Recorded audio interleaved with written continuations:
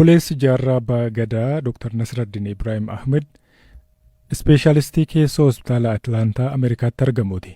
Dr. Nasraddin waggoota hedduuf biyya Ameerikaatti hospitaala biliyeenaroonni itti yaalaman keessa hojjechaa turan.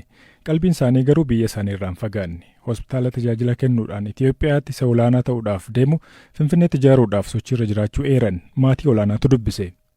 Black Line Hospital Pre-Medicare 4 kiiloo Tingode. Amata torba qara'u turre yeroo sanitti shororkaa siyaasaa ture biyya gallakkisnee bahuuf dirqamne jechuudha. Kam biyya labaata eega baatanii haala turame natti nu eegasii haala barnootaa haala hojii keessan.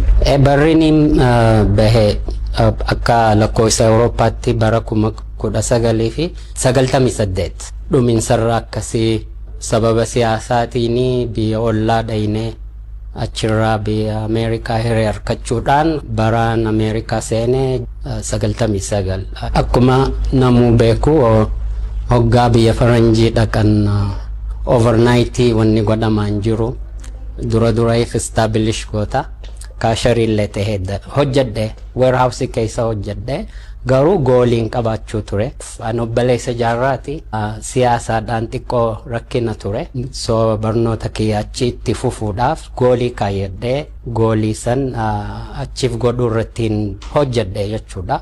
Medical schoolitti galmaawee biyya san 2009 leenjii kiyya guutuu xumuree internal medicine jechuun akka amaarri juuyyaa ውስጥ dawweedha. Specialistummaa san qaama guutuu specialistidha.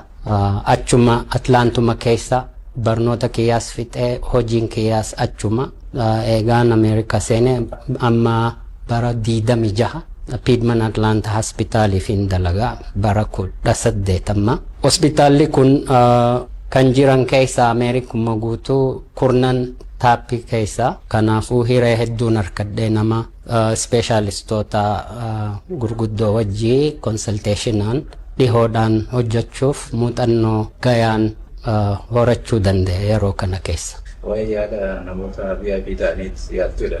Waa'ee isaanitti himamee affluent community kana serve goona.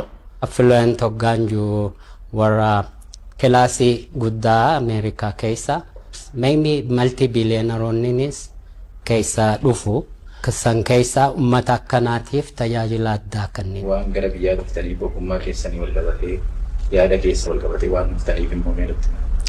Biiti nama biyyuma namaati. Zalaalama achiin jiraannu uummata keenya aadaa keenya biyya keenya namni yoo kijibe malee kanarraa bahuu hin danda'u.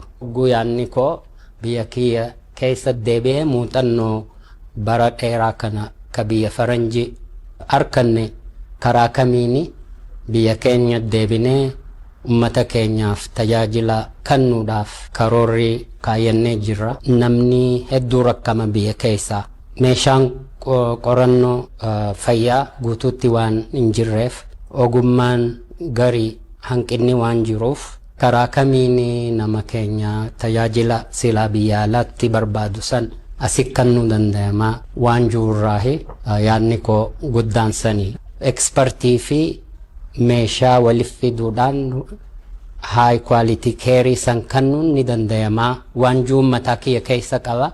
Kanaafuu amma lafallee secure goone yaadni koo kana jechuudha.